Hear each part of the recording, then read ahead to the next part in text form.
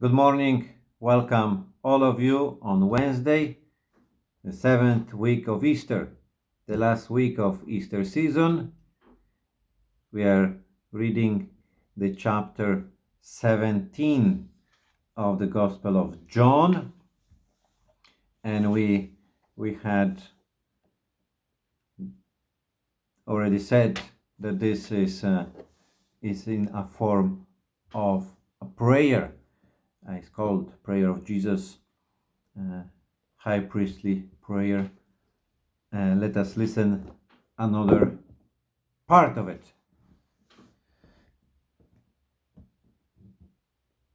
From the Gospel according to John.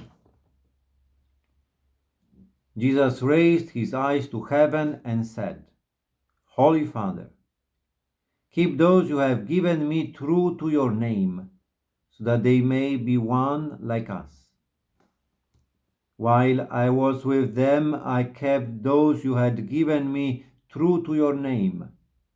I have watched over them, and not one is lost, except the one who chose to be lost. And this was to fulfill the scriptures. But now I am coming to you, and while still in the world, I say these things to share my joy with them to the full.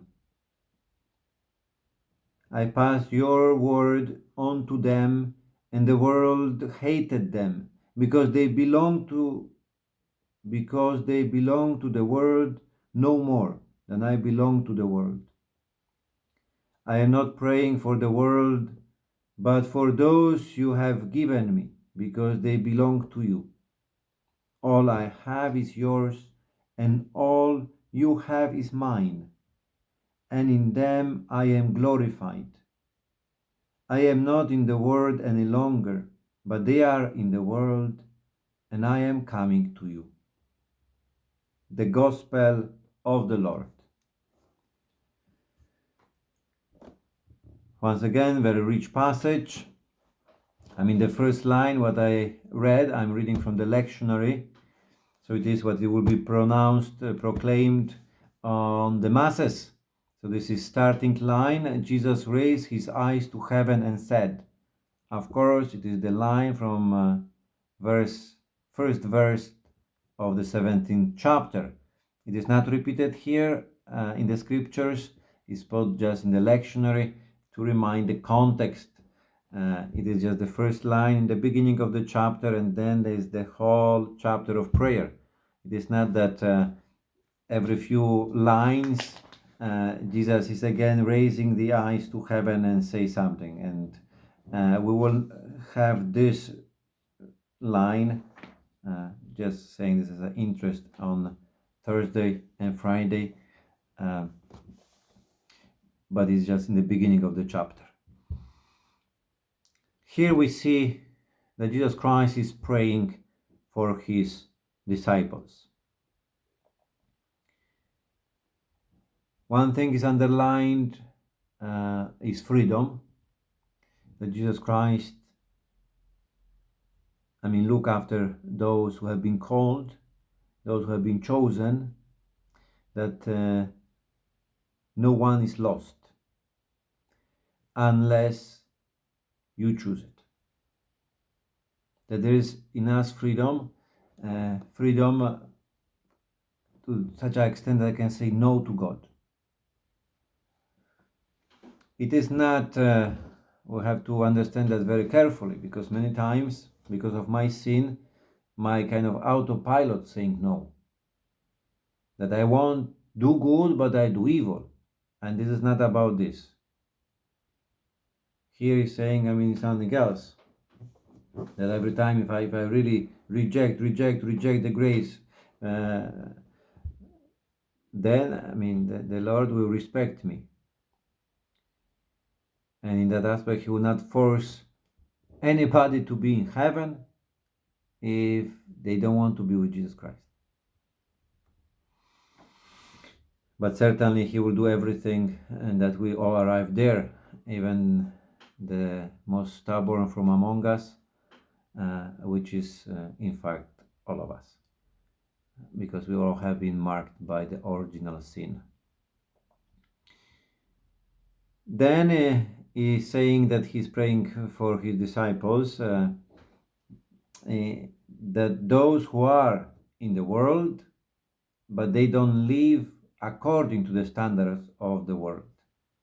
So what this passage and the other passage from this chapter is pointing out, it is certainly this, that there are two dangers for Christians, for followers of Jesus Christ.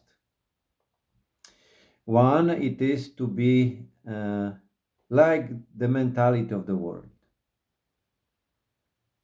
That many times Christians, all of us in different moments of our life, we are exactly the same as people who don't believe in anything, or the same attitude as people who believe in different gods.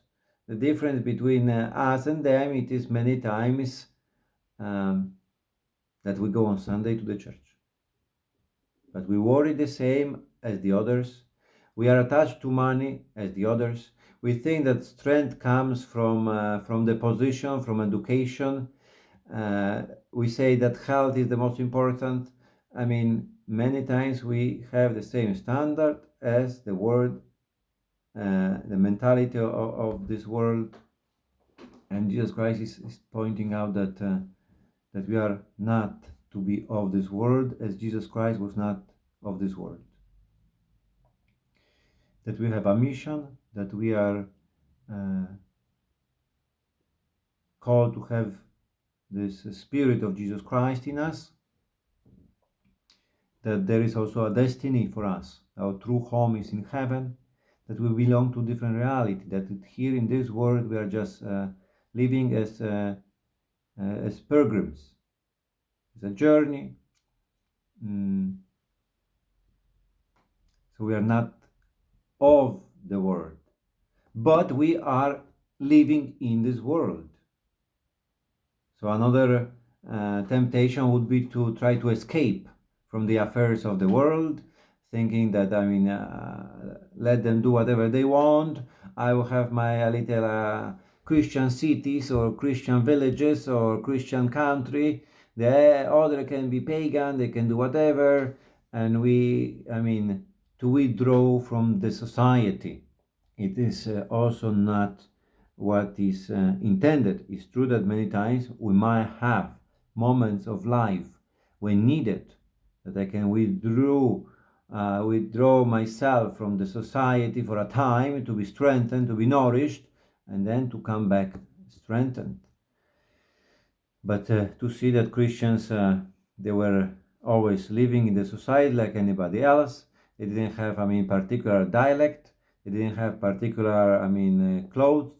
They were living in the society. They pay taxes like anybody else. They work like anybody else. But there was something extraordinary in Christians. And we are all called to find these extraordinary things in us. That we don't kill, that we forgive, that all this, what is in the scriptures, that have been fulfilled in our lives. So there is this tension. Certainly there's a tension, but this is also a journey. For this reason, Jesus Christ is praying for us, that we are staying here, that today, tomorrow, I might be surrounded by the mentality of this world, with people running after money, thinking that money will give them happiness, and you will be there, put in the middle of two trains, and then you can be witnessing that God is providing, that life doesn't come from money.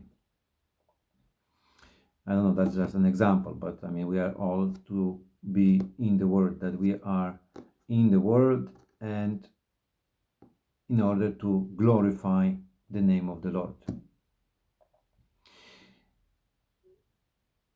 So that is, I think, so quite important, that Jesus Christ is praying for his disciples. that He's always interceding for us.